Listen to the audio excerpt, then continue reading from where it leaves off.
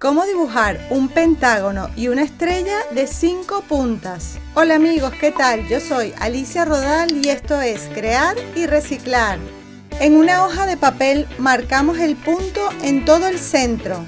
Con un compás vamos a dibujar un círculo, según la medida o el tamaño que quieras hacer el pentágono.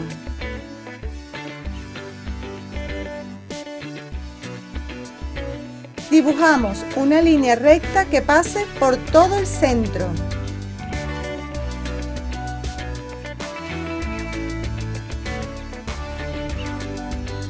Y hacia un lado una línea perpendicular a esta del centro, es decir, con un ángulo de 90 grados. De esta línea marcamos la mitad.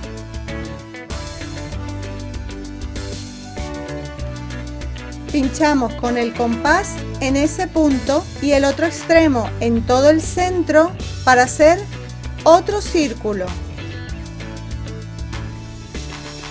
Con ayuda de la regla trazamos el primer lado del pentágono. Esta línea debe pasar por todo el borde del círculo. De esta forma ya tenemos el primer lado del pentágono que va desde el punto 1 al punto 2. Ahora vamos con el punto 3. Ponemos el compás en este punto y que el otro lado toque el otro círculo. Y dibujamos un semicírculo. De esta forma ya tenemos el punto 3 y el punto 4. Unimos el 2 con el 3 para hacer el otro lado y luego el 3 y el 4. El punto 5 lo marcamos exactamente en el otro lado a la altura del punto 2.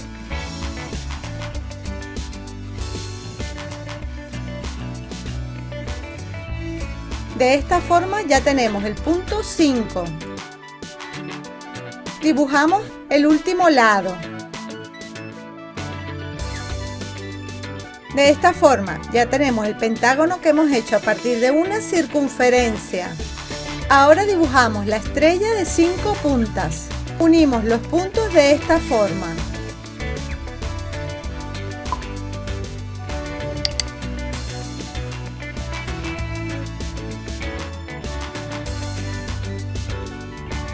Y listo, ya tenemos una estrella de 5 puntas perfecta. La voy a resaltar con un rotulador azul para que la veas mejor.